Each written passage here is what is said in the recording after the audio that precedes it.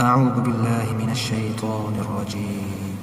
بسم الله الرحمن الرحيم. يا أيها المزمل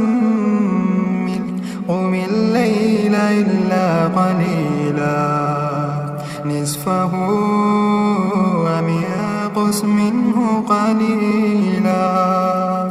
أو زد عليه ورتل القرآن ترتيلا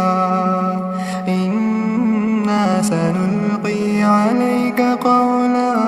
ثقيلا إن ناشئة الليل هي أشد وطئا وأقوم قيلا إن لك في النهار سبحا طويلا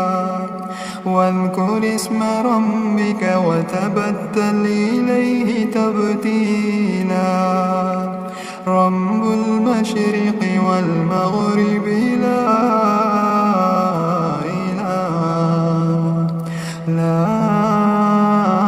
إله إلا هو فاتخذه وكيلا واصبر على ما يقولون واهجرهم هجرا جميلا وذرني والمكذبين أولي النعمة ومهلهم قليلا إن لدينا أنكالا وجحيما وطعاما ذا غصة وعذابا أليما يوم ترجف الأرض والجبال وكانت الجبال كثيبا مهيلا إنا أرسلنا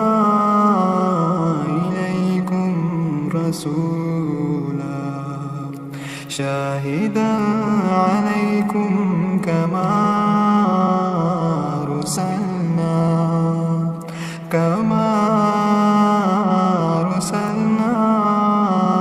إلى فرعون رسولا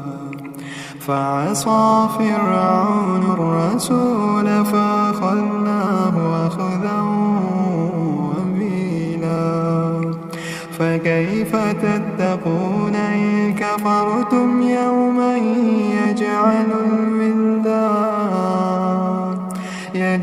الولدان شيبا السماء منفطر به كان وعده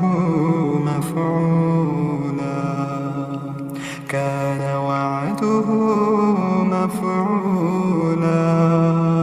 إن هذه تذكرة فمن شاء اتخذ إلى ربه سبيلا إن ربك يعلم أنك تقوم أدنى من ثلثي الليل ونصفه وثلثه وطائفة من الذين معك والله يقدر الليل والنهار علم أن لا تحصوه فتاب عليكم فاقرؤوا ما تيسر من القرآن علم أن سيكون منكم مرضى وآخرون يضربون في الأرض يبتغون من فضل الله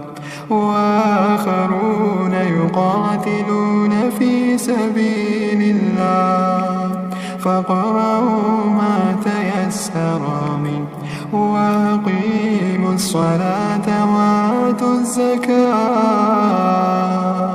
وأقرضوا الله قرضا حسنا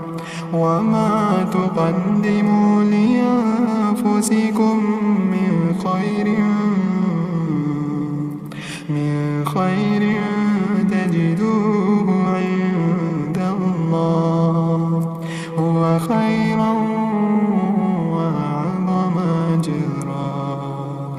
واستغفروا الله